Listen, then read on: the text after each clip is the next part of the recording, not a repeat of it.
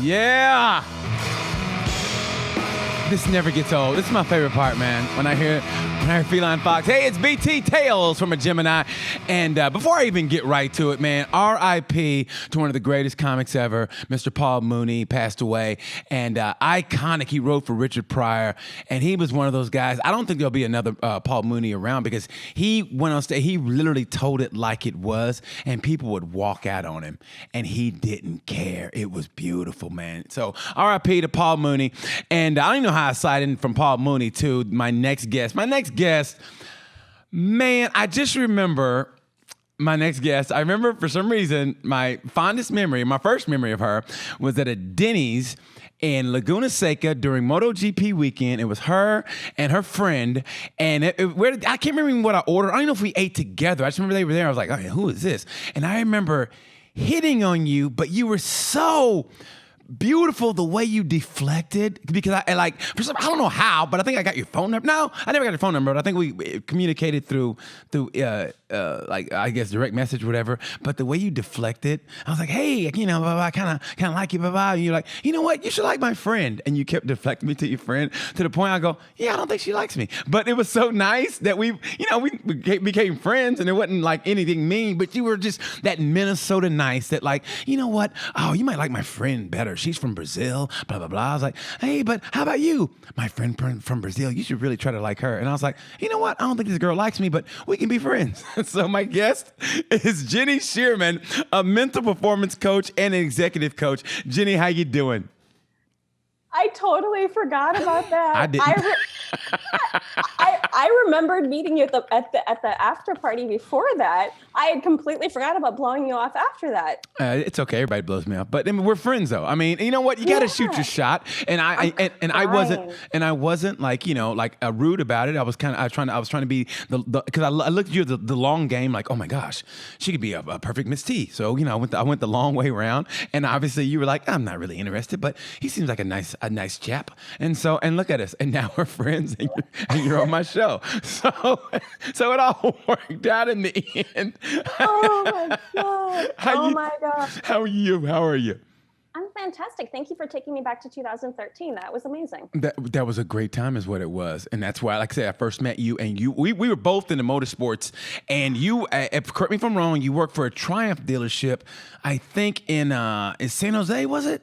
I was at that time, yeah. I was working for a Triumph, KTM, and BMW dealership in the Bay Area at that time. I had recently transplanted myself to California from Minnesota and was working in F&I. So was making the big dollars, but at that time, living in California, let me tell you, that didn't really matter. No, trust me, I used to live in California too, so I know. I just remember, I always remember everything about what a hot woman. You always remember everything. That's why I remember the Triumph dealership. I remember asking you, I said, are you gonna ride dirt? Are you ever gonna? I mean, I remember going down the line with you, and like I said, it was weird because you let me, we communicated, and it never got weird. It never got, you know what I mean? It never got that kind of like, oh man, I liked her. It's like, oh God, this guy used to like me. I'm acting like I don't know him. We've always been good and communicated, and what I loved about it is you've always been a supporter of this show. Because sometimes, doing this, I never knew if anybody was watching or how I was doing. And it meant so much. I forget who the guest was, but you go, oh, great job with that guest. And I was like, really? You watching? You're like, of course. And that, man, that meant the world to me. It really did. That meant the world to me. And I was like, wow. And I think in a way, we got reconnected with our tightness. You know what I mean? Because sometimes you fade away a little bit because it's just the nature of human life. Mm-hmm. And you said that, I was like, man, thank you. And that helped me so much. And I was like, I want to get her as a guest. And then, through life and everything, and I hit you up last week. Hey, you want to be a guest? You go, I think we can make that work. And here we are. I think it was the Domi show. The who show? Which one? Domi Egerter. Oh my God! How much do we love Domi? Is he not the greatest? Yes, absolutely. He cracks me up. Yeah. I like his personality, and I like how he smiles all the time because that sounds bad. There's a good amount of athletes that maybe don't have that same similar kind of lighthearted personality, and so I enjoy when somebody can smile even when they're not having the best day. So yeah, I engage in a lot of his stuff too because I'm like, keep smiling. I like that. I dig that. Smiling is what it's all about. I mean, when it gets bad, I mean, you always got to smile, man. You always got to smile. Absolutely. So I remember like commenting on something on that show because I was like, oh, that's awesome. He's having him on. I love that. Oh, thank you. I mean it from the bottom of my heart. And I know you're from Minnesota. Like, you're from northern Minnesota, aren't you? I'm from, so I was born in Minneapolis. Okay. Born there, but I was actually, a lot of people don't know this, I was adopted. And so I was raised in a town on the border of Minnesota and North Dakota called Moorhead, which is like right next to Fargo. I performed there. I perform there regularly at Courtney's. It's called Courtney's. I perform there. Courtney's Comedy Club. Yeah. Yes, oh my gosh! So it's like we probably ran into each other and didn't even know it. Probably. I remember, Moorhead was some good time. I mean, I just remember it being so cold. That was back in the day, you had to do radio. So I literally would like go in and had to warm the car up, and I was freezing. I remember I hated life. I just remember going, you know what, God, it's okay if you take me now, because I'm that cold. Because it's freezing. Yeah, if you go ahead and take me now, I understand, because I'm that cold. I was miserable. I remember that. So whenever somebody's like, why did you leave Minnesota? Like, the people are wonderful. It's beautiful. It's so, and I'm like, yeah, it is. But have you been there when it's like bone chilling cold, when you're like frozen down to literally like, your inner core, and you're just like, Yes. That's why I left. Yeah. You never got used to it? There's not a get used to it. Did you get used to it? Well, that's different because you live there. And some people, honestly, some people, when they're from there, they kind of make fun of people like, you're not from here, are you? And they're like, yeah, it's cold, but you're not from here. Like that was their kind of like rite of passage. Like, yeah, I feel like that's bullshit, quite honestly. I don't know. And I'm sure my Scandinavian ancestors are really embarrassed with me. Like, I did a 23andMe, and like the biggest part of me, I think, is like English and Irish. And then there's like a big chunk that is like Norwegian, Scandinavian. And I feel like those people are looking down on me, and they're like, is she really, like, what is she doing? She's not representing at all. But I hate it. I always hated the cold. I would get depressed, like super depressed. I was diagnosed with seasonal affective disorder when I was a teenager. I don't do well when the sun is not out. I don't do well when it's cold and it's gray, and I can't do it. Really? I was the bad Viking, like my. You were the bad Viking. You were the pussy Viking.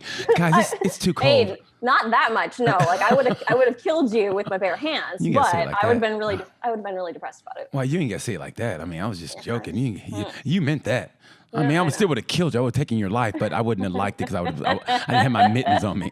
Wow, you took it to a whole nother level. I was just joking. You said that with that coolness of a cold-blooded killer. No, I still would have taken your life, but I wouldn't have liked it.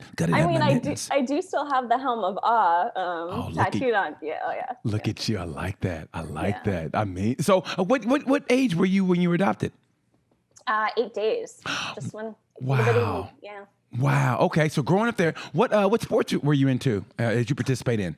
I participated. I was in dance and gymnastics. My dad tried to put me into soccer when I was just a little thing. Yeah. And apparently I didn't take so well to the team sports. Okay. When I found out we had to pass the ball and I didn't get to keep it, that wasn't as much fun for me. So, no, I did better with the more individual sports, although I was on dance line in high school, and that is a team, like a competition type of a thing. But okay. I liked anything that was like more creative and allowed you to be or that expressed, I guess, flexibly, because I was flexible. I like to dance. I like to, the gymnastics was fun for me too, but anything that was kind of like movement of like the body in an expressive way. Nice. Okay. Now, when did your love for motorsports happen? So a neighbor had a motorcycle. He had, I believe it was a ZX6. It was a Ninja, and it was back in I won't say back when it was, because that would be aging myself. Oh, no, come on. You know what? Honestly, you look like you're about 26, 27. Yeah, that's absolutely what I am. 100%. But that's what you look like. Honestly, how do you feel? Oh, I feel like a baby. I feel like I'm like 21. Well, that's what it is then. Age is nothing but a number. So you look like you're 26. So unless I have too many cocktails, and then the next morning I'm like, no, I'm definitely not that age anymore. I'm way older than that. Because as you get older, you do not recover from hangovers like that anymore. And you learn that you go to bed at 9 o'clock and just, that's not what it happens. But no, so neighbor had a motorcycle, and the family that I grew up in, they were not into motorsports. Like, I remember watching F1 back in the 90s, whatever. Just tell the year. Come on. I was a huge Senna fan. And so I remember that, but this, like, we were, it was cold. So we rode snowmobiles and things like that. And I remember liking that speed. Mm-hmm. I had a BMX dirt bike, like, as my first bike, because I didn't want a girl's bike. So that was always, I was always a bit of a tomboy. Yes. Boys, like, was playing in the trees, hanging out and falling down. So with my dirt bike, my little, like, BMX bike, we would go, like, ride over jumps and hills and, like, things in that area, but there wasn't motorsport in my circle at all. Like, my dad was in stick and ball sports, my brother, same thing. Most of the people I hung out with, that was their thing. Right. And so neighbor has this motorcycle. I remember my mom saying, "Don't you ever get on the back of that thing." I know what happened. Yeah. Me, I'm like, when can I get on the back of that thing? I knew that was coming. So, snuck and was sneaky about it, but, managed to get a ride and was like, this is amazing. Like, this is so cool. And then, as I got out of high school and I moved away from where I grew up and moved down to the Minneapolis area, and most of the rest of my adult life living in Minnesota, that's where I lived, started to be friends with people who either raced, because Brainerd is not that far away. And right. We've got CRA, which is the series there. Right. And so started to just, I guess, organically be around people who raced, whether that was most of them semi-professionally, it was CRA is it's a local series. Mm-hmm. And then some of them AMA. And so that's kind of how it started to happen. And then as it happens, some of those racers started to become interested in me. I'm at the track, they're interested. And I accidentally dated a racer or two. And you accidentally dated a racer? Accidentally. Is it kind of like that? It's kind of like, hey, how'd you get your chocolate and my peanut butter? That kind of, hey, it's Reese's. Kind of like that. Is that how it happened? Yeah, I feel that that's really how it happened, because it was not intentional. Like, in my mind. Whatever. Whatever. Who are you fooling? It was not me pursuing them by any means. It was because I was used to, and what I feel like I gravitate towards is people who are, which I guess now that I think about this while I'm talking out loud, is not exactly like the opposite of somebody who races, but what do you gravitate toward? What do you gravitate toward? Or before, I guess, motorsports, what did you gravitate toward? Yeah, so I had worked prior to being in the motorsports industry. I was in insurance and financial services. Oh, boring. I was securities registered. Oh, that's boring. And so I tended to be, I guess, attracted to people who were highly driven, worked way too much. Stable. Stable. Yeah. Went to bed at 8:30, said their prayers at 8:45. Probably, but workaholics, yep. For sure. Mm-hmm. But people that, were, I guess, yeah. They didn't cross the line. It was more a structured lifestyle.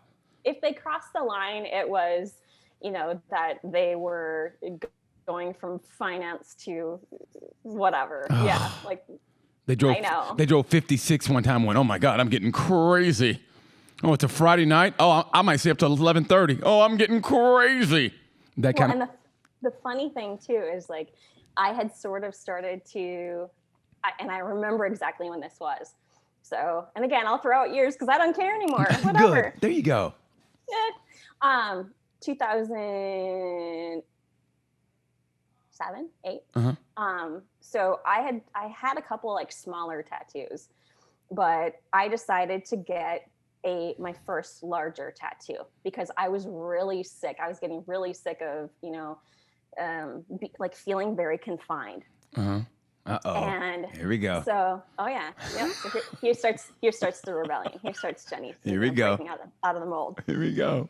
So most people that know me, or, have seen some of my profile pictures, have seen the big giant tattoo on the back. Yes. So that was my first large tattoo. Okay. Because I remember my mother saying, which, our parents will say things and they will stick with us, and trying to get some of those things unlearned. Oh my goodness, it will take a while. But Yes. I remember my mother saying to me, whatever you get, just make sure that it's something that you can cover up if you need to for a job interview. God bless her. I mean, but that's that old school thinking, It really, and you can't really blame them. You can't really blame them. They want you to have a job. So that's great. That's great. And what did you think? What did you think when she said that? I remember rolling my eyes, because I rolled my eyes at my mom a lot, especially, during that time. Yeah. Because I thought that I knew everything, Of course. I knew so much better than she did. Of course. She was a teacher for 32 and a half years, and what the hell did I know? And, so I listened. I just got a big giant thing on my back, and I could cover that up and, whatever. And it was fine. And so continued on in my nice little safe world, but then started to, dabble I did start writing dirt, to answer your question. Yes. That's what I did. I wrote dirt and started to date people that rode motorcycles, raced motorcycles, hung out at the track a lot. Start going out of your comfort zone. Yeah, that turned into running a race performance shop in Wisconsin, traveling around the US, being, at the racetrack pretty much all the time. But at that time, were you not enjoying life to the fullest at that moment? Did you not feel alive?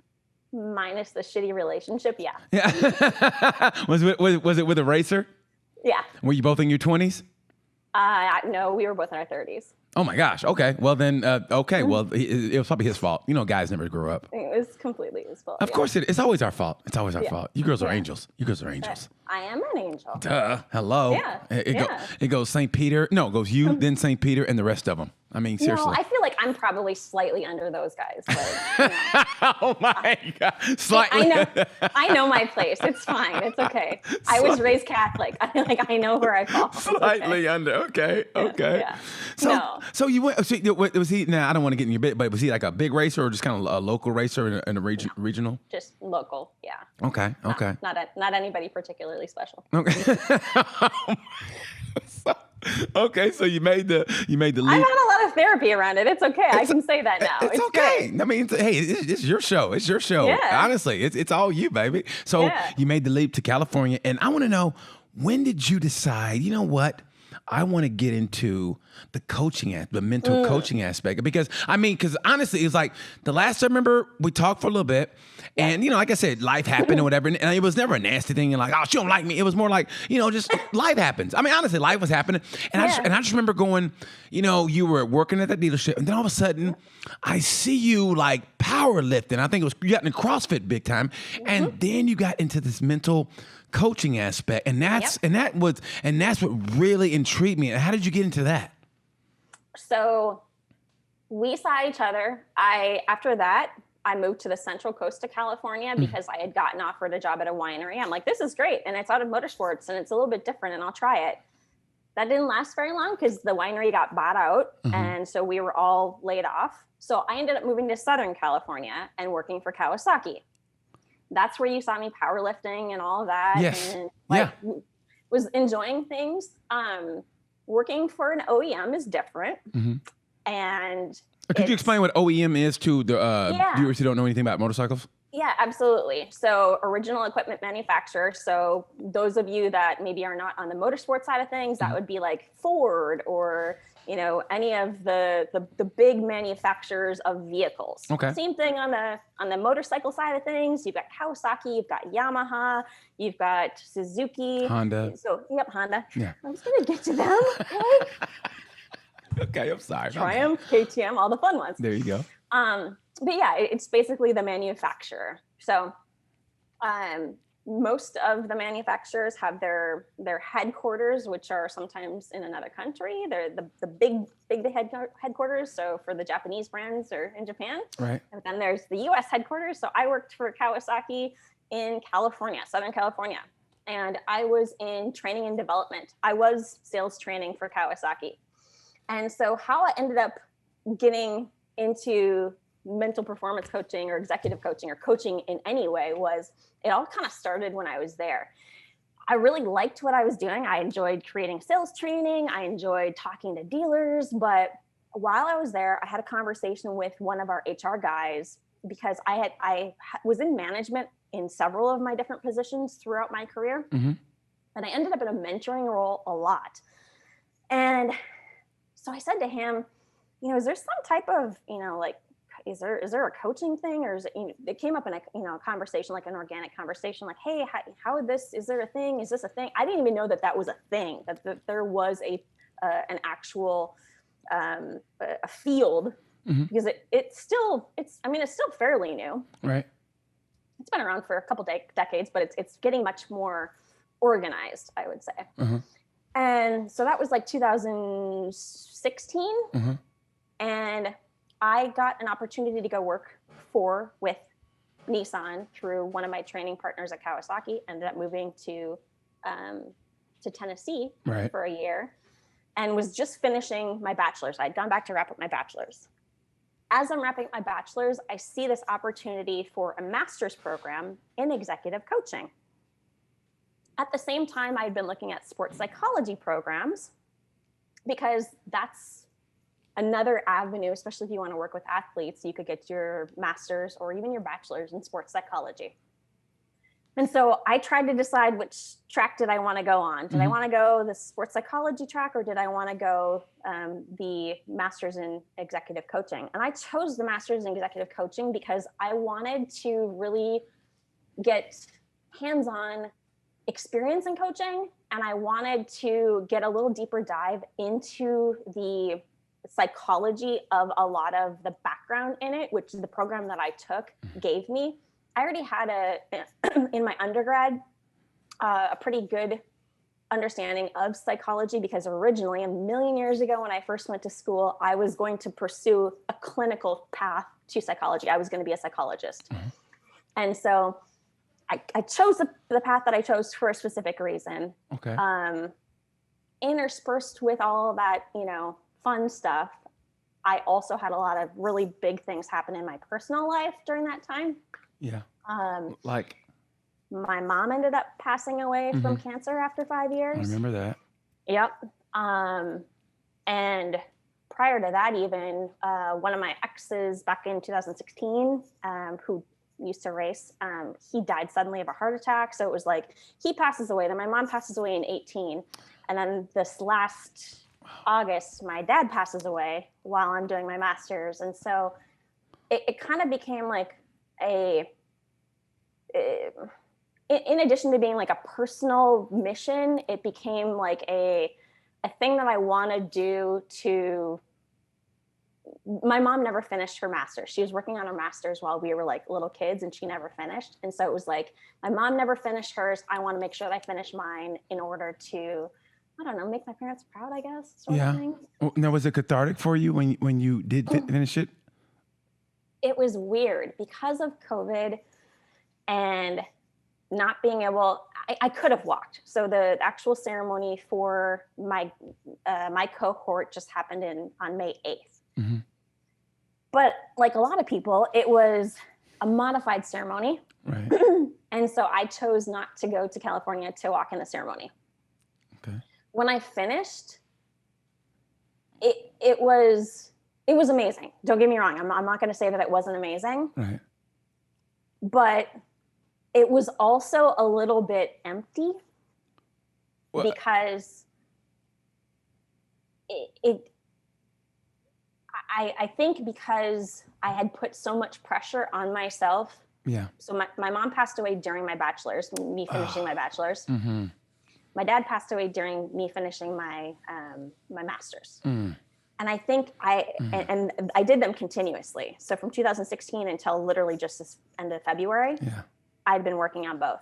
And I think the reason, and I tell clients this, like, be careful how much pressure you put on yourself to like achieve a goal, because sometimes when you're pushing yourself towards those goals, you'll have what I just ended up having. It was kind of anticlimactic.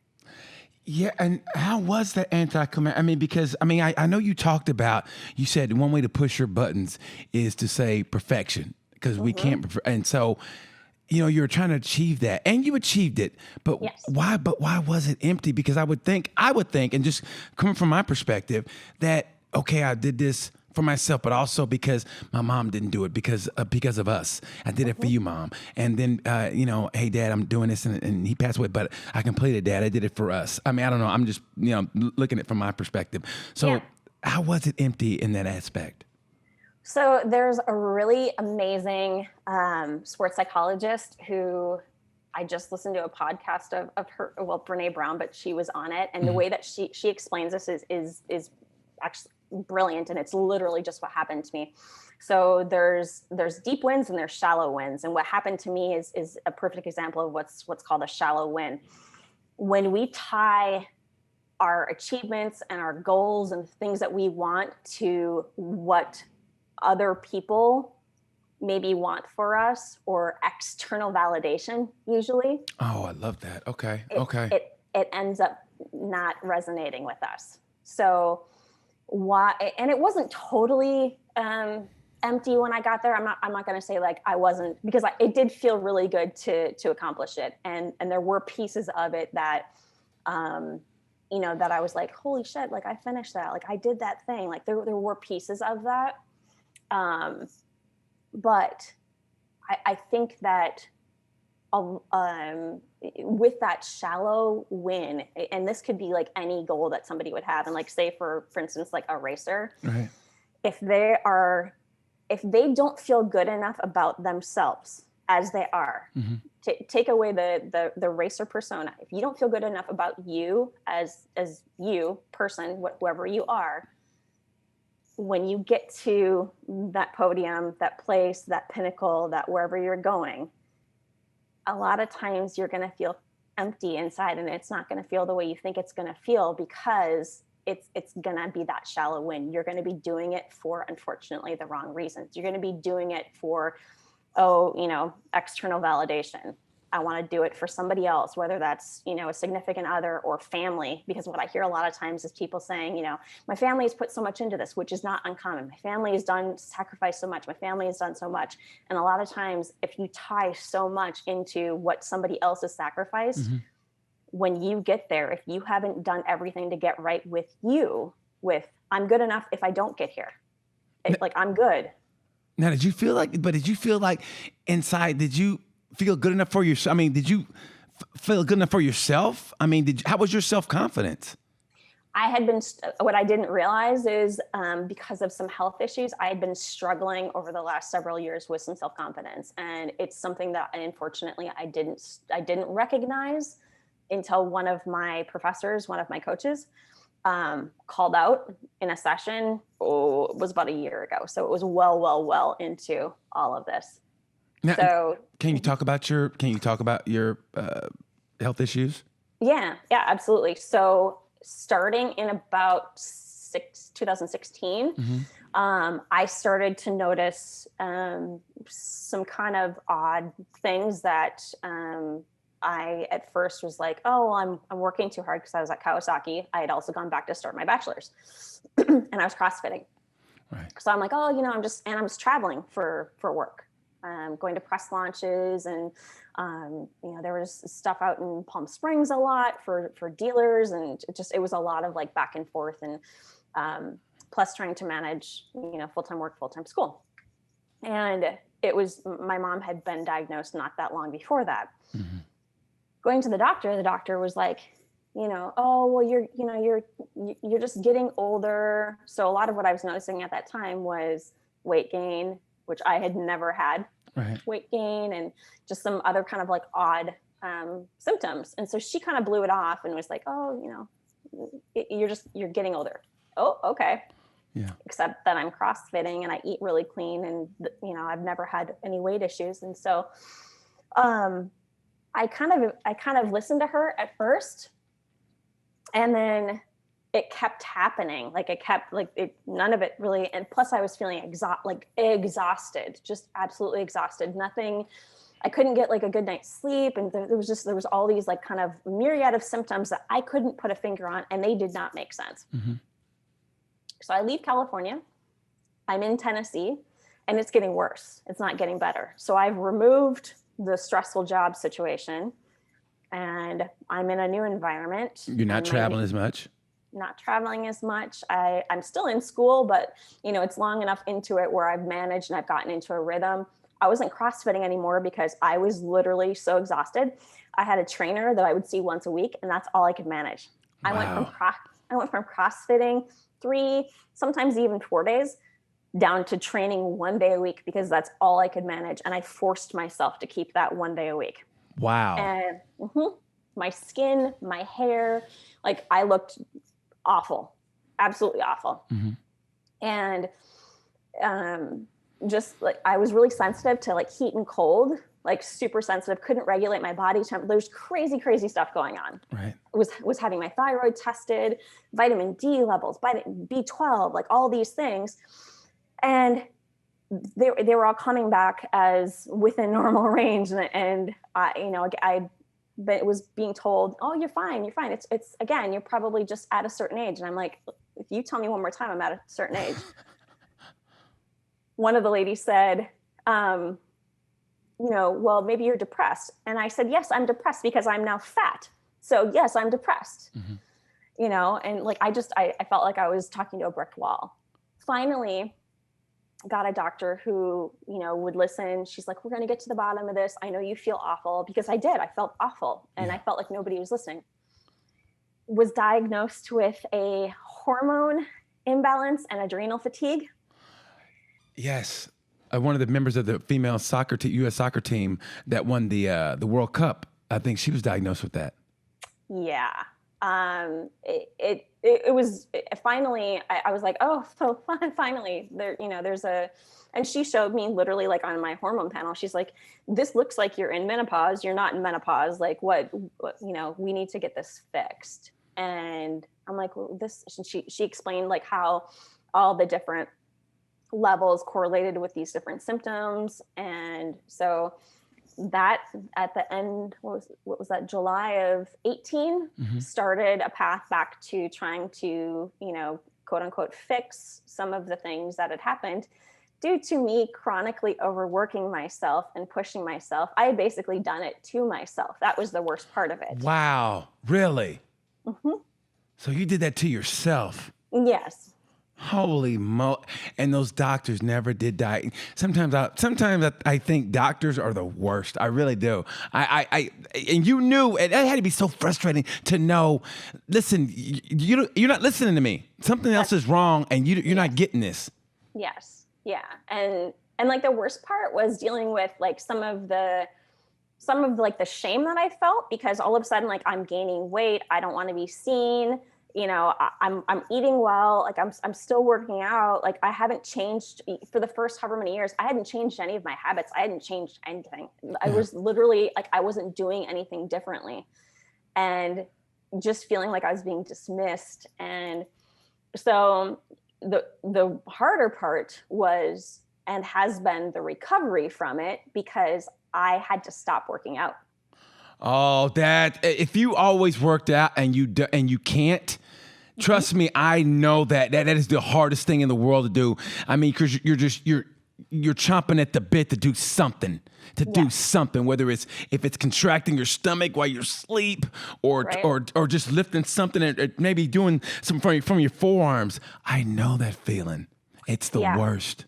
I had to learn to prioritize recovery.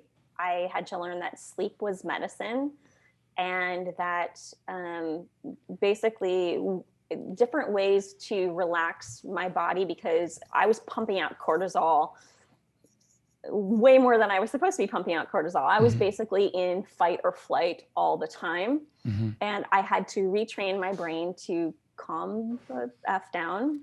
You can say fuck on here. I don't care. All right, fine. Because I say it a lot. Well, I do too. Hello. That's why I got this show. Calm the fuck down. Come on, don't be a pussy. Talk how you talk. Okay.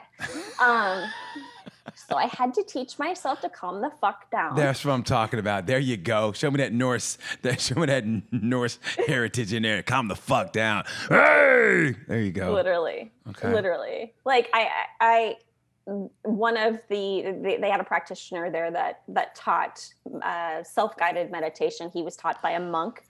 So, yes, I remember reading that, and that helped you. So all this has to help you now in your practice on being a mental coach. Honestly, it has to, because you've been there. You've been through the wars because you've experienced that yourself. So if an athlete says, listen, I'm blah, blah, blah, you go, hey, I know, I've been there. You can honestly say I've been there instead of going, I've been there, kind of not really, but just saying it to say it. Right. You've actually been there. So you know that.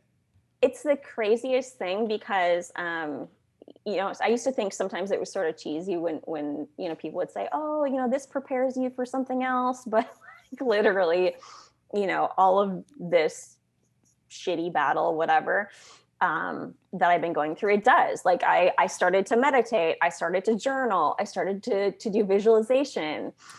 And because of you, I meditated last night. I don't know if I did it right, but because of you, I meditated last night. At 3 o'clock, I could have easily fallen asleep, but I'm trying to find out about you. So it's about 3:30 in the morning, and I go, you know what the hell? And I set my alarm on my phone, and I'm like, and I did that. I meditated last night because of you. So how does the meditation help? And what do you do to meditate? Because, you hear meditating all the time, different types of meditation, self-meditate, and then there's transcendental meditation. Yep. So explain this to somebody like myself or people who don't know, what exactly is meditation? Yeah, there's all different kinds. And way back when, I used to do guided meditation. And for somebody who is new to meditation, I usually suggest that they do guided meditation. So like when you hear of the apps like Calm and Headspace, and those, and then there's tons of YouTube videos on meditation. Yeah. Those are guided meditations. And what does it help you do? What does it help you do? It helps your central nervous system to relax. It helps you to be present. It helps you to focus on the present, because most times when people are anxious, they're focusing either on the past or they're focusing on the future. And yes. Okay, so how do you get out of your fucking head? Because that's where I'm at. I can't. And I think I hit you up even before I knew we were going to be on the show. I go, how do I get out of my head? I mean, that's the biggest problem. Like, I want to achieve all this stuff, and I just feel like I got all these thoughts, and I'm like, how do you do that? And because I remember I said, should I get some Adderall? And you go, no. You go, hugs, not drugs. And you said that. And that's when I said, you know what? I want to have you on the show, because I just been going through it. And I go, I need some help. And I was going to hit you up and say, should I go to therapy or should I go to a coach? And I go, well, hell, I'll just have you on the show. Yeah. And it'll be my free therapy session is basically what I want. Right. So how do you get out of your head? How does somebody get out of their head? And it might be you go to both, because I use both. It just really depends on the person, and it depends on, what the root of the issue is. There's a lot of people who come to me for coaching, and I have to refer them to therapy because maybe there was a lot of trauma in their past, or, whatever the issue is. I am not a trained therapist. So there are certain things where I go, this is past where I want to be digging in. Because and some people don't necessarily know. So before I answer your question, the difference between therapy or the difference between coaching. So coaching is present and future focused. And therapy is usually, present and mostly past. Like they'll dig into a lot of it. That's not to say that coaching never ever deals with anything in the past. That we don't talk about it. That's not true. But we definitely don't want to be digging around a lot in past traumas and things like that, because not all of us are, have the trained credentialing, and most of us want to be focusing on here and going forward. That's our preference. So, how do you get out of your head? Yeah, how do you get out of your? I think it's. I don't know about other people. I'm just talking about me. I'm being selfish now, but I just feel like I can't get out of this head. And it's like everything you have on your site, which I love. You know, you say, how do you want to improve focus? You feel stuck. You want to improve confidence. You feel like you missed out on a promotion. And I'm like, this is all the shit I want to talk to her about. Like, you know, it's like, how do I get out of my fucking head? Like, I feel like I'm in my way, like more often now than ever before. And I don't know if it's because maybe I'm getting older and it's like, maybe I feel self-conscious about stuff or I don't know. That's why I have you here. Yeah. So when you say that you're stuck in your head, do you feel like that your thoughts end up going like in circles and so you can't get stuff done? Is that what you're saying? Like, talk to me more about that. Oh my God. I just feel like yeah, in a way, I guess, like I can't, like I have to really, really, really focus on like, I try to think about, you know, where I want to be instead of where I'm at. And but to get there on a continual is hard. It's like it's these negative ass thoughts that I'm fighting all the time, but I know where I want to be. Like when I meditated last night, I was trying to put myself in at the room at the Academy Awards, and I'm getting an Academy Award. You know, they say my name, and I'm trying to put myself there, trying to put myself on a movie set, trying to put myself, you know, riding this dirt bike. I'm eventually going to get. I'm trying to, and it's a forcing because it always comes back to something else that I can't get out of, and I feel like I'm spinning like here, and I can't get out of it. Like I feel like I should be someplace else in my life, and I'm comparing myself, which is something you never should do, but I compare my life to other people's life. And maybe watching or listening to all these podcasts is hurting me because, you know, I'm listening to this podcast and these guys are talking and they're basically the same age as me or younger. And they've had this great career. And I'm like, well, fuck, I'm doing the same shit, but I'm nowhere near the success they had. And now I'm here. And it's like, I can't get out of my fucking head. I feel like I should be further in life. So is that too much? No, it's not at all. So a couple of things that I started to do, and this was, I think, as a result of, well, for sure it was as a result of my mom passing, but then I got even more tight and intentional with it after my dad passed. Couple of things. So in addition to the meditating, I started to get very specific about my routines. I do really well. And some people will say, oh, I don't do well with routine. You're bullshit. Everybody does well with routines. It's whether or not you want to discipline yourself and follow a routine. Yes. Self-discipline. Yes. So how bad how much do you enjoy the discomfort and the pain that you're in right now? And how much would you maybe want to buckle down and follow a little bit of a routine and see what that would look like? So I realized that my free-flowing mornings were not working so well for me. And also my free-flowing evenings were not working so well for me. I suffer from insomnia when I'm not structured. Yes. And that's not fun. Yeah. So my morning routine looks like I get up and I walk little dog because he's priority number one. He has to go to the bathroom, and that's the thing that needs to happen. Yes. While he's being walked, the coffee is going, whatever, it's being made. But I come back in, and literally sitting next to me here is my planner. Okay. I got very particular about having a planner a couple of years ago. I love it, and it works really well for me. On the top of my planner, there's a top 3. There's a to-do list. It breaks it out by time. And some people will say, oh, Jenni, that's really fucking old school.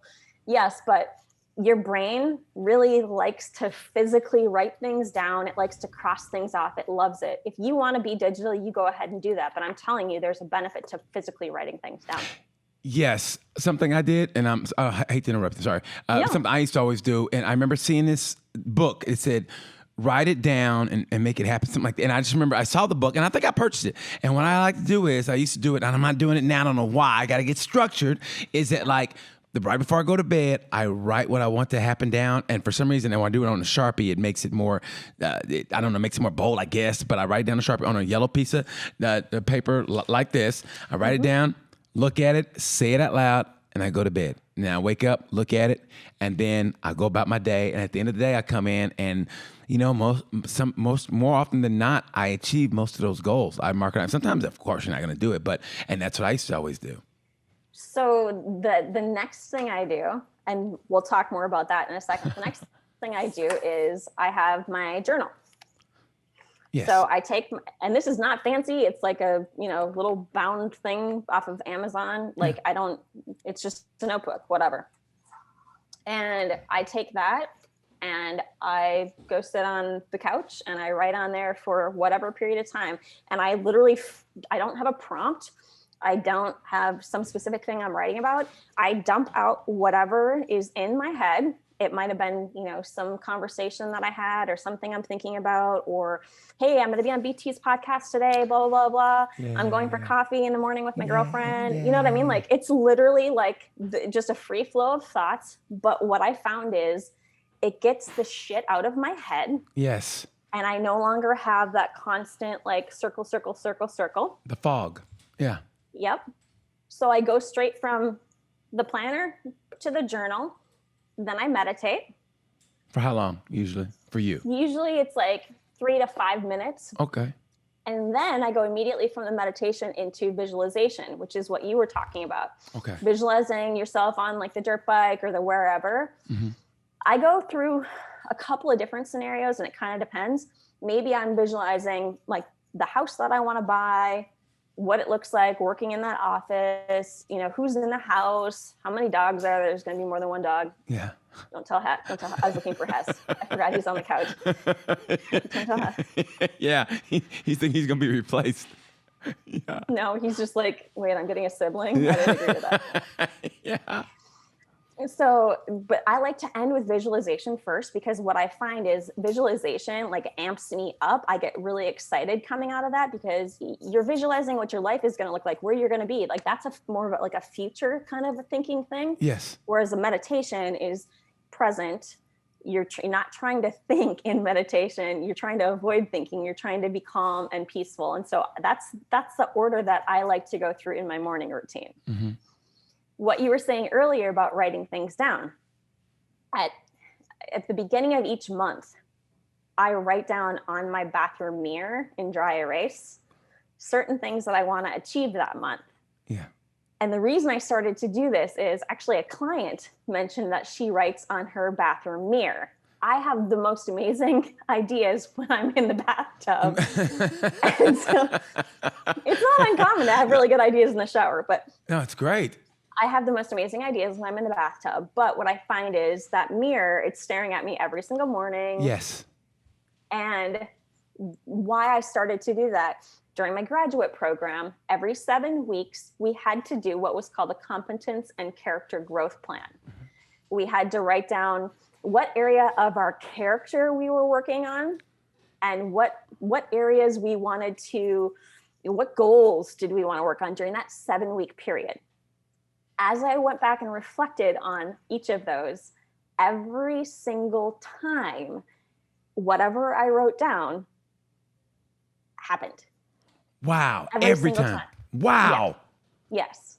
And they weren't like little shitty goals. They were like working on, potential partnerships with people in motorsports and, but people were reaching out to me. Like it was crazy. It was like, oh, hey, I'm going to, talk to this person about this potential thing. And maybe this thing is going to happen. But like, I would write down like little steps because they wanted you to be specific. Like what 3 steps am I going to take to make like this, my stretch goal, that kind of thing. Yeah. So every single time over the course of 19 months during my graduate program, every 7 weeks, updating that thing. So I liked how my client said she wrote it on her bathroom mirror. So I have 3 to 5 things because every month you shouldn't have a crazy amount. You have too many things, you're not going to get shit done. Right. So I have 3 to 5 things, and some of them are work related. Some of them are personal life, and some of them are working on me. This. Yeah. And that's what, honestly, and that's why, let me interrupt you real quick, is that if you follow anybody, follow her Instagram because you show the human side of you. It's like, you're the coach but you show that you're just like us because you said, I'm going to therapy right now. Wish me luck, guys. And, therapy wasn't so bad. And I just thought that was so beautiful because a lot of times I think sometimes we think like you have all the answers or this and that, where it's like, you're struggling too, like everybody else, or you're going through stuff. Like we all go through stuff, but you show that you're going through stuff. You show that human side of you, like, hey, I'm just like you guys. I'm trying to get over this, and so that's why I'm seeing a therapist. And I just think that's so beautiful and profound. I mean, that really touched me a lot when you showed that. Like, wow, she says she's going to therapy. Here's a coach and they're going through therapy. That's what really touched me last night when I saw that. I'll drop a bomb here, BT, that I haven't shared anywhere since it's Mental Health Awareness Month. I was recently diagnosed with PTSD. Wow. How? I mean, like, could you explain that maybe, please? How I was diagnosed, or? The whole thing. Yeah, please do. Yeah. So I recently, as we were just talking about, I recently started therapy again. And a lot of that was, me realizing that I hadn't been in therapy in a long time. And I'm a strong advocate for people seeking out therapy if they feel they need it, and seeking out therapy even if they maybe think that they don't need it. Because, like with anything else, you go to the gym on a regular basis because you want to keep your body fit. Right. You need to keep your brain fit too. Of course. You know what I mean? You need to keep your mind in good shape. And unfortunately, I had a very abusive relationship a little over a decade ago. And that led to me developing PTSD. Like, was it physical and mental, or both? Or? It was mostly mental and emotional. Wow. Yeah. Wow. And so what characteristics did your PTSD, like, what did it encompass? Because, I mean, if you're saying somebody like myself, and I'm struggling here because I don't know what to say, and I don't want to be insensitive. I'm honestly, I don't want to be insensitive. I don't want to come off like an asshole. Like, and so, you're like, wow, what an asshole this guy is. You know what I mean? So, so help me, somebody like myself, because I don't want to sit here and just, be quiet, like, like, oh boy, like when mom and dad get in a fight and you got a friend over, like, okay, let's go play Hot Wheels. You know what I mean? Yeah. So you help me. So yeah. Well, and my concern is this, and the reason I'm even saying anything is this: we have all collectively just gone through a very traumatic experience. And so I want people to be comfortable going to seek help. And I want people to realize that if they do get a diagnosis, that for me, it was less like shocking. For me, I was like, okay, that's not so surprising. Like, you know what I mean? Yeah. I'm around a lot of people in the helping professions, and a lot of mental health professionals simply because of what I do. Right. But we've just been through a fairly traumatic year plus now. Right. Some people are still in lockdown. Some people, are not dealing with it so well. For some people, it will bring on a diagnosis of PTSD or similar disorders. And so I guess the reason I'm saying anything now is because I don't want people to I feel that as coaches, we have a responsibility to normalize mental health issues. Wow, man. I applaud you for saying that. I mean it from the bottom of my heart. I have no idea what to say. I've only dealt with that once, and a friend told me, he was, in the military, and it's weird how it's like they told me matter of factly how you did it. And it's weird for somebody like myself, because I'm just like, I don't know what to say. You know what I mean? Like, I want to say, I mean, of course, duh, I support you, but it's like, I don't know what to say after that. You know what I mean? I'm like, stuck like, like, but shouldn't we get to a place where it's not any different than if somebody was like, hey, I got diagnosed with diabetes. Right. Yeah. You know what I mean? Like, shouldn't it get to that place? Like, that's what I want to see. Yeah. Because, to me, like, and again, like, I realize it's different for me than it is for other people, but like, for me, it's not any different. And to people who know me and didn't know, right, they'd be like, really? Like, I would never ever know. Yeah. I mean, honestly, that's why I think sometimes when things happen to people, like sometimes, especially being what I do, like being a comic, and you hear a comic commit suicide, you go, and to the outside world, they go, wow, he was a comic, he was alive at the party. And but as a comic, you kind of know, you know what I mean? Like there's other comics so it's like, we know that by the nature of because we have nobody to go. I mean, it's like, I understand that because I don't have anybody to go to because people come to me to feel like, cheer me up, whatever. And I know that I'm life, but I don't have anybody to go to. So if I get sad, it's like, I'm done because I have anybody to talk to, except for I got a dog, and I don't know if he listens, you know what I mean? I got a 6-year-old, and he don't give a shit about me. So it's like, I got nobody to talk to. So I go through that, you know what I mean? So it's like, so when I hear you say, it's like, I get it, but it's like, wow. There's that wow moment. And it's like, so when you were in that relationship, and it's so easy to say, but like, what made you stay when you could have, because on the outside looking in, and from the outside I'm going, God damn, you're a fucking hot chick. Why don't you just go, well, bye? Because I got all these guys, lined up, who can't wait to go out with me. I know one right now who's a brother who's a comedian. Then in LA, he's probably moved to Indianapolis, probably going to go to a podcast in the future, who probably can't wait to go out with me. So why should I be, dealing with your ass? So, I mean, so from the outside looking in, like, what made you stay and take that abuse? Yeah, that's the crazy thing. Like, so this person was a narcissist. Well, He's still a narcissist. He's not dead. Unfortunately. I was going to say, we can make that happen. I'm just joking. No, I'm just joking. But I'm just joking. I didn't mean that. We can cut that out, right? Yeah. So, okay. Oh, darn. I know where there's a ditch. Anyway. Sorry. Okay. So, what made me stay? Yeah. I was very much like I am now when I met that person, and so like super feisty and independent. But if you've ever dated or known a narcissist, which probably a lot of people who will end up listening to this will,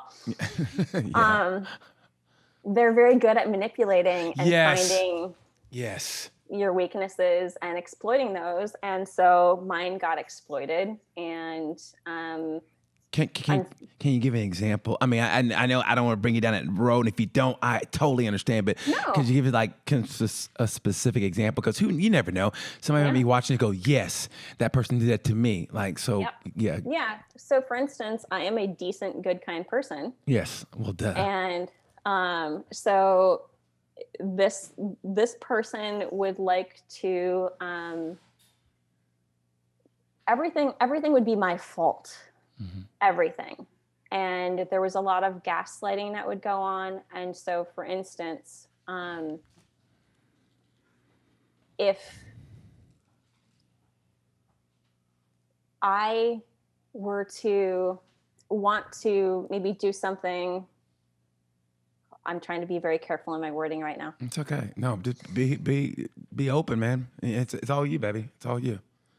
If I wanted to do something away from the racetrack, suddenly that became like I was not being supportive, and I was not about that person, and I didn't want that person to succeed. And it had nothing to do with like, maybe I just wanted to hang out with my girlfriends, or maybe I wanted to, it wasn't about that. It was, you don't want to see me succeed, and you don't want me to win. And, it's all about them.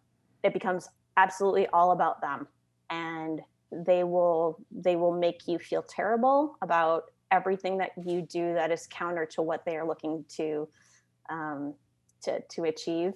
And it's just nonstop gaslighting. Wow. Until you doubt your ability to make a decision. Wow. And man, it's hard to, I mean, it's hard to, you proved the point that like everybody goes through something. Cause I would think like, oh my God, you would control a relationship. I mean, you'd be like I said, it's not like you'd be like, well, it ain't working. Well, bye. I got this person, boom. Or I can get this person. So the fact that, that you stayed and dealt with that. And then like, so when you finally broke free, like what was the final deciding factor for you to go, I'm done? he cheated for the, I don't know how manyth time, but I had proof of it. And so I confronted him with that. I called the other girl. I confronted him with the cheating, and I was like, I'm not putting up with this. And finally got strong and left. But the lingering effects, obviously, is what you were dealing with now. Did that sabotage your other relationships after him? No, so basically after that, I didn't really allow for relationships. I dated, but I didn't really Put your heart into it? No. I very intentionally chose people who I could control. Wow. Meaning I could control them. Not that I could control them. That sounds terrible, but I could control the narrative. Oh no, I don't, trust me. I totally understand. Like, I mean, I think about, me in my youth. I mean, dating, and gosh, I look like my back and go, man, what an asshole I was. But it's just it's age and time and perspective. And if you have the ability to go, I did that. And I will give myself a pat on the back, and I have reached out and apologized to people I did that to. So I was happy I did that. So I can breathe a little easier now. So if I did that, hey, I'm sorry. So I apologize for that. So did you purposely date people or go out with people that you knew you can control the narrative with? Yes. I didn't date very much. Even over the last decade, I didn't date very much. And I was much more concerned about my career, my education, and, really dating took a back seat and was not really a priority. But did you say that because you were afraid of what you experienced in that relationship because it was so toxic? Did all that going on, and you were busy, don't get me wrong, but with all that going on, did you use that as a scapegoat in a way, like, oh, I got so much that I can't have a relationship? Oh, 100%. I knew subconsciously, maybe even a little bit more than subconsciously. Right. I knew that I was prioritizing other things and was intentionally, because anybody that tells you, even an athlete who's like, I don't have time to date. Everybody's got time to date if they want to. If you want to make something a priority, you'll make something a priority. And so I never got a phone call. So even though you could have controlled my narrative, I never got a phone call. I never got a phone call. I wasn't calling anybody. I would have rode my bicycle to wherever you were. I would have rode my bicycle, not even my motorcycle, my bicycle. I would have been Black Tour de France to go see you. I would have been taking 3 or 4 magnesium pills every hour on the hour. You could have controlled me like, BT, if you don't ride your bicycle 100 miles, I guess you don't want this to work. I'll be there in a minute. I would have been like, what's this guy doing? I would have been in spandex going up and down the Tennessee hills to go see you. You got to control my narrative anytime. Well, and it's funny too, because I will see now again the same patterns in people, whether it's executive coaching or mental performance coaching. I'll see the same patterns that I've repeated in people that I'm coaching. Wow. And I'll call them out and I'll be like, hey, so the avoiding of the relationships, or the avoiding of, sometimes it's not even just like romantic relationships, but maybe people they have no life team. They have nobody that's close to them. They'll have, because they don't trust people for whatever reason. Yes. Maybe it wasn't a toxic, relationship, but maybe it was a toxic friendship, or somebody took advantage of them. It was a manager, it was whatever. I'll see the same patterns. And so for me, it's easy to recognize those patterns because I've done them. So yeah. Okay. So and how do you establish that trust? Honestly, and I don't know how it works, but to get a client, do they come to you, or do you say, hey, listen, they come to you? So, and how do you say, how can you establish that trust? Like, listen, I don't know do you promise them hey, listen, I can make you, or say, I can really try to help you achieve this, but you got to trust me. And how can you establish that trust where they can, and I can imagine I've never been a high grade athlete. I think I am, but I never really was, but I always think I am. But how can you say, listen, trust me, and have them say, okay, I trust you to get me here mentally? Because everybody's physical. I mean, everybody's got the physical. Everybody's got to get, obviously you're a professional athlete, you have that get up and go to actually do it, but it's always the 6 inches right here between the ears. That's what separates the greats from the wannabes or whatever. So how do you get them to establish that trust? I have this weird, I guess, ability to establish trust fairly quickly in client relationships.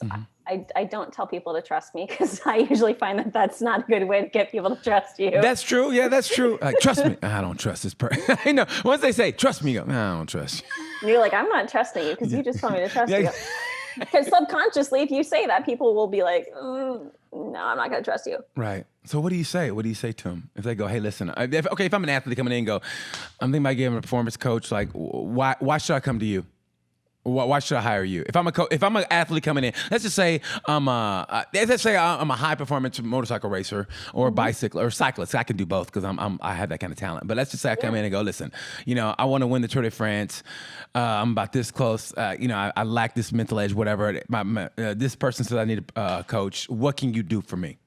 Yeah. So normally I ask a lot of questions about them. I want to know. Like what? Let's just pretend I'm the high grade athlete that I'm this close to achieving that level, popping champagne on the podium, being the man. Like I'm getting third and fourth, but I should be getting first and second. And so I'm this close. And you're like, wow, this guy's this close. So I'm in your office right now, and I'm thinking about hiring you.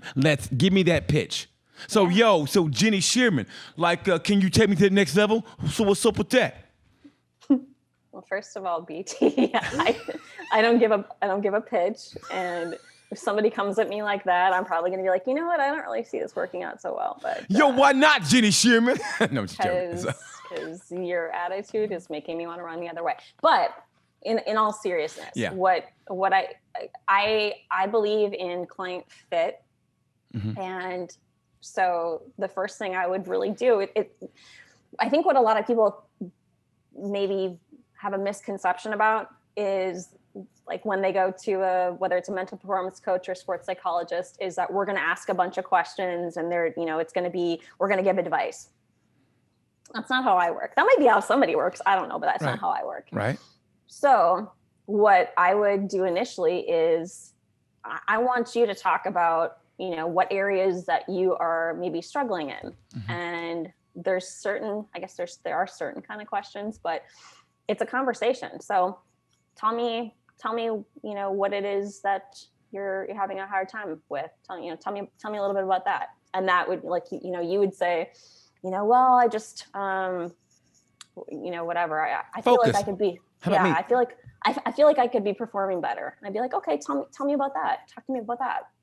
How about me? I lose focus. Me personally, right now, me. I lose focus sometimes. I remember having a track day, and you would think, being a track day or whatever, I'd be all in, which I was, but there came a time I just lost focus, and which is not the time to lose focus. And I'd be like, and I went to the infield. I went off track a couple of times, and I had to bring it in and regain. Like, okay, hey, you got to get it together, bro. And I went back out, and I was good. But so if it's the mental focus, I need how to improve my focus. What does focus mean to you? Focus means being in the present at all times, like in that moment, what I'm doing. And for some reason, I lost. And you would think riding a motorcycle that fast on a track, I'd be all in which I was, but then I lost my concentration a couple times. I had to be like, whoa, and the mind went someplace else. And you would think, and that kind of bothered me in a way where I was like, I should be all in. And I was for 90% of the time, but that little 10% scared me in a way like, why am I not all the way in? And I went off track and had to, like I said, I had the presence of mind to take it, to reel it in and go to the pit, whatever, and kind of like, whew, okay. And I'm back out and I was good. So how would I improve my mental focus to be in the now? So what I'm hearing you say is 90% of the time you're good, you're all there, but it's that little tiny bit where all of a sudden you're deviating. Am I hearing that right? Yes. Okay. So during that time where you were deviating, what exactly was it that was going through your mind? Man, looking back now, I don't know. I just remember being at the New Jersey Sports Park, and for some reason it was weird. When I was doing the track day, there was dirt on the track, a little bit of dirt on the track, and that just bugged the shit out of me. And I kept thinking I was going to hit it and slide out. And I kept thinking, and here comes that dirt part. And I was good for most of the time, but then that little 10% around that area, I went outside, and then all of a sudden I was like, I'm not going to make this turn. Let me just go through the midfield. And that happened like twice. I think 2 laps in a row. I was like, all right, apparently I'm not into this shit. So then I pulled in, got it together, and went back out. And then I was in England at the Ron Haslam Race School, and I didn't go off track, but another thing happened. I was like, why didn't I do that right? And I lost concentration for a little bit. And I don't know why, and I don't know where the mind went at that point. Like it deviated from the track for a brief second. Like, am I doing this right? Do I look like Marquez? And all of a sudden, something else happened, and I lost that concentration, and I don't know why. So what I'm hearing you saying is certain external factors were distracting you at 2 different track days. Right. But you don't know why they were distracting you. I have no idea. I mean, I really don't. And that bugs me. That's why, I'm so glad you're here. Mm-hmm. So what we would do is we would work on those routines that we talked about earlier. Mm-hmm.